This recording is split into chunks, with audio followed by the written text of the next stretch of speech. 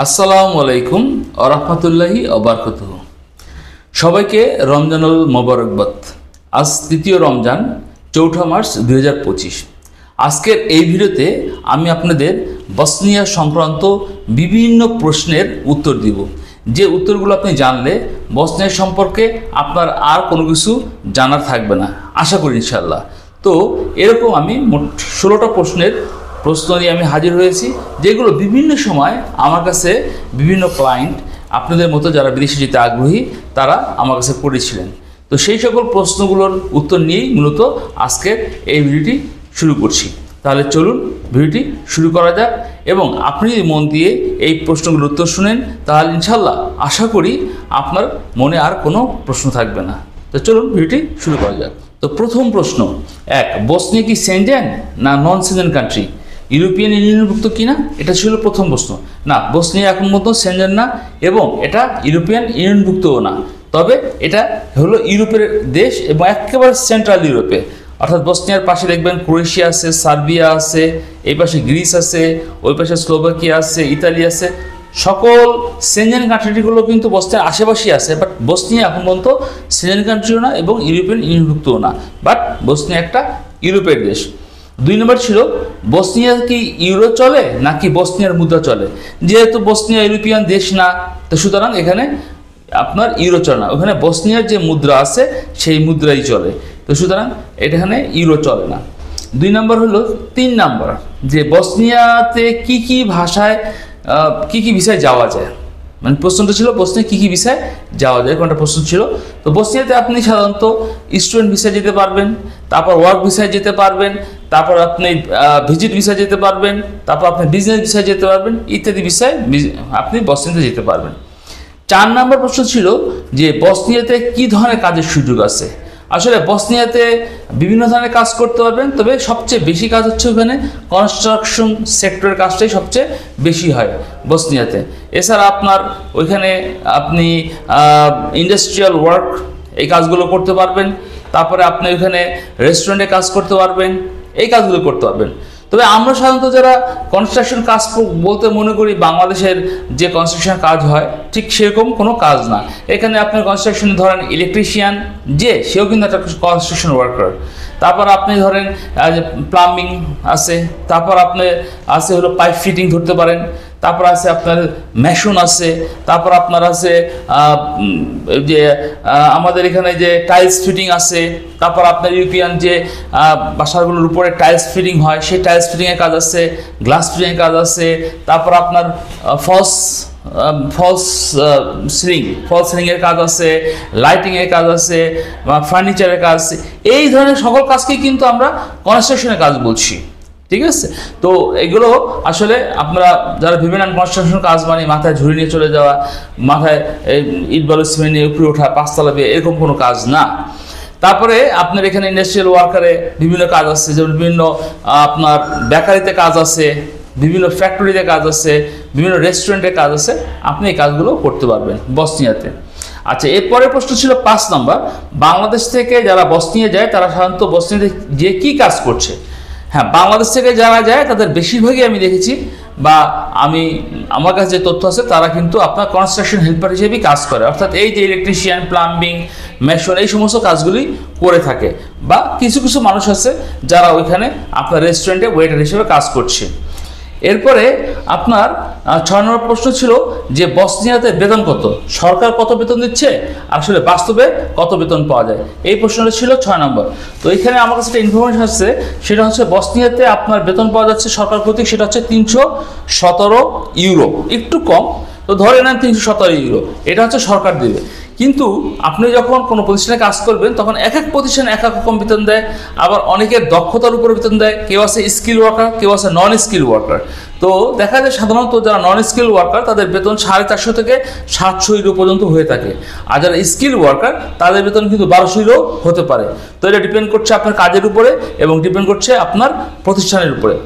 এরপরে আপনার ছিল আপনার 7 নম্বর ছিল বসনিয়াতে থাকা খাওয়ার ব্যবস্থা কি কোম্পানি করে দেয়? হ্যাঁ, এখানে বেশিরভাগ কোম্পানি আপনাকে থাকা খাওয়ার ব্যবস্থা করে দিবে।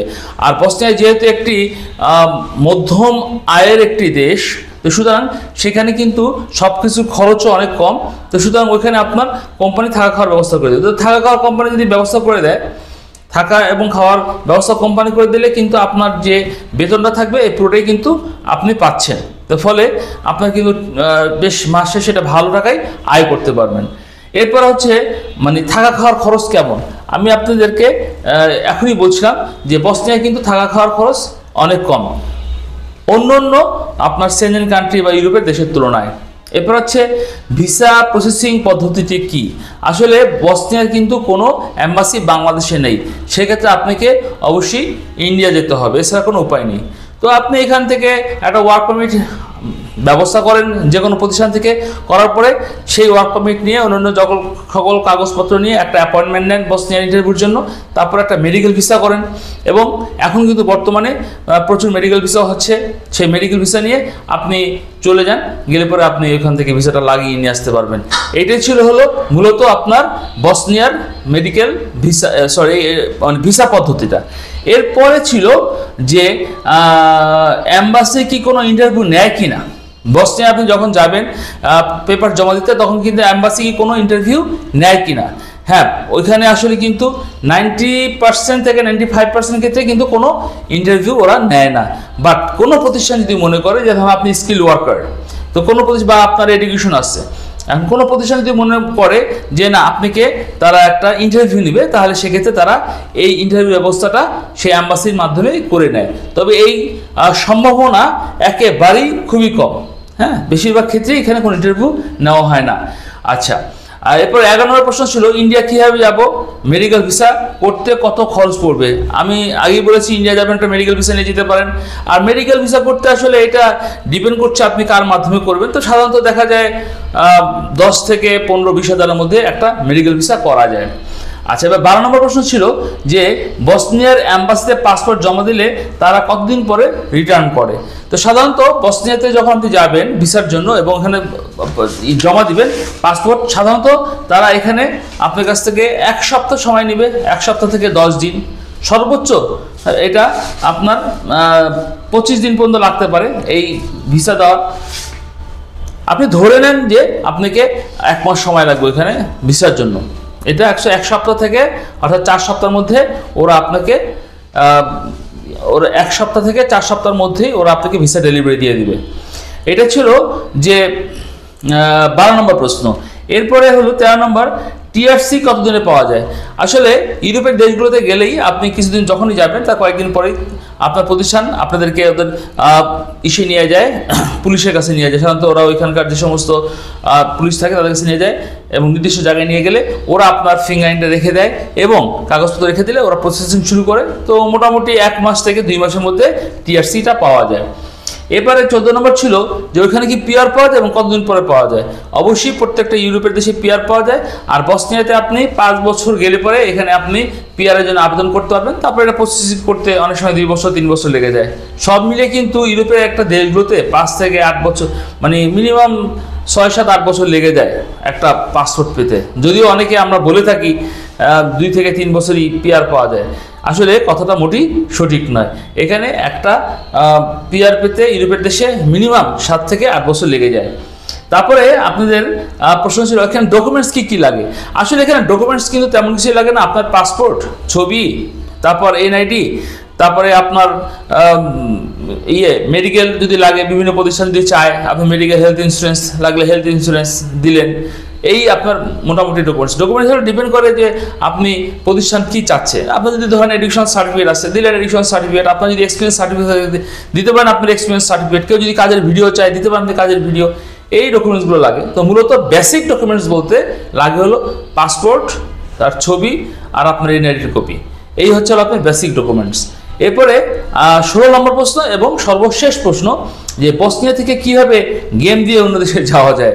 আমি আপনাদেরকে অনুরোধ করব, আপনারা যে দেশেই যান সেই দেশেই থাকেন, সেই দেশেই আয়ের কথা চিন্তা করেন এবং সেই দেশেই আপনি স্থিত হওয়ার চিন্তা করেন। অন্য দেশে গেলে যেমন আপনি অবৈধ হয়ে যাবেন, এবং বাংলাদেশ থেকেও কিন্তু আপনার ইউরোপে যাওয়া দিনকে দিন কঠিন হয়ে যাচ্ছে, শুধু এই একটাই কারণ, সেটা হচ্ছে গেম দেওয়ার কারণে। এবং গেম দিয়ে আজকে আপনি দেখেন ক্রোয়েশিয়া বন্ধ হয়ে গেছে, রোমানিয়া বন্ধ, সমস্ত দেশই বন্ধ হয়ে যাচ্ছে, কারণ সবাই কিন্তু সেন্ট্রাল ইউরোপের দিকে ঝুঁকছে। আর এই সেন্ট্রাল ইউরোপে যেতে যেয়ে কিন্তু বাংলাদেশের অন্যান্য কর্মীরা যারা বিদেশে চাকরি প্রার্থী তারা কিন্তু আজকে যেতে পারছে না। তো সুতরাং আপনাদেরকেও বলবো যে আপনারা কখনই বসনিয়া থেকে গেম দিয়ে অন্য দেশে যাওয়ার চিন্তা করবেন না। তারপরেও আপনারা যদি যেতে চান তাহলে সেক্ষেত্রে কিন্তু আপনারা বসনিয়া থেকে সার্বিয়া হয়ে আপনি ক্রোয়েশিয়া বা অন্য দেশে যেতে পারেন। বাট আমি দেখেছি যারা বসনিয়া থেকে আপনার ক্রোয়েশিয়া হয়ে যেতে চায় তারা কিন্তু অনেক ভয়াবহ বিপদের সম্মুখীন হয়। তো সুতরাং আপনারা ওই কাজটি করবেন না, বসনিয়া থেকে সার্বিয়া অন্য দেশে যেতে পারেন। তারপর আমি আবার অনুরোধ করব, আপনারা কখনো ঘূর্ণাক্ষরও মাথায় চিন্তা করবেন না যে আপনি বসনিয়া যেয়ে অন্য দেশে গেম দিয়ে চলে যাবেন। তো এই ছিল মোটামুটি 16টি প্রশ্নের উত্তর যা আপনারা আমার কাছে করেছিলেন, আমি সেই প্রশ্নগুলোর উত্তর দিলাম। তো আপনারা এতক্ষণ বসনিয়া সংক্রান্ত বিভিন্ন প্রশ্নের উত্তরগুলি শুনেছেন। তো যদি আপনার কাছে মনে হয় যে এই প্রশ্নগুলোর উত্তরগুলো পেয়ে আপনাদের কোনো উপকার আসবে, তাহলে আপনাদেরকে অনুরোধ করব আমার ভিডিওতে একটি লাইক দিবেন, এবং আমাদের এই চ্যানেলটিকে সাবস্ক্রাইব করে আমাদের পাশে থাকবেন। পাশাপাশি আপনাদের আরেকটি কথা জানাতে চাই, তা হচ্ছে এই মুহূর্তে আয়েশা ট্রাভেলস অ্যান্ড ট্যুরিজমের বসনিয়া সংক্রান্ত একটি অফার চলছে রোজা উপলক্ষে। আর তা হচ্ছে যে আমরা প্রথম 20 জনের জন্য মাত্র 6.5 লক্ষ টাকায় আমরা বসনিয়ার কাজটা করছি। তবে এই 6.5 লক্ষ টাকা কিন্তু আপনার ইন্ডিয়াতে যাবেন, সেই খরচটা বাদে এই 6.5 লক্ষ টাকা লাগবে। আমাদের হয়তো 2 থেকে 3 মাসের মধ্যে আপনার ওয়ার্ক পারমিট সময় লাগবে, এরপর আপনি ওয়ার্ক পারমিট নিয়ে ইন্ডিয়া চলে যাবেন, ওখানে যে কয়দিন সময় লাগে মোটামুটি এই সময়ের মধ্যে আপনি বসনিয়ার ভিসা হয়ে যাবে। তো সুতরাং এই সংক্রান্ত আপনার বিভিন্ন প্রশ্ন যদি থাকে আপনারা আমাদের এই ভিডিওর নিচে দেখেন যে ফোন নাম্বার দেওয়া আছে, ঠিকানা দেওয়া আছে, এই ফোন নাম্বারে ফোন করতে পারেন সকাল 10টা থেকে বিকাল 4টা পর্যন্ত। আর যদি আপনারা আমাদের অফিস ভিজিট করতে চান তাহলে রমজান উপলক্ষে আমাদের অফিস বর্তমানে সকাল 10টা থেকে বিকাল 4টা পর্যন্ত খোলা থাকে। এই সময় এসেও আমাদের সাথে যোগাযোগ করতে পারেন, সরাসরি কথা বলতে পারেন বসনিয়া সংক্রান্ত যে কোনো বিষয় নিয়ে। তো নিশ্চয়ই আবার দেখা হবে নেক্সট কোনো ভিডিওতে। সেই পর্যন্ত সবাই ভালো থাকবেন, সুস্থ থাকবেন, নিরাপদে থাকবেন। আল্লাহ হাফেজ।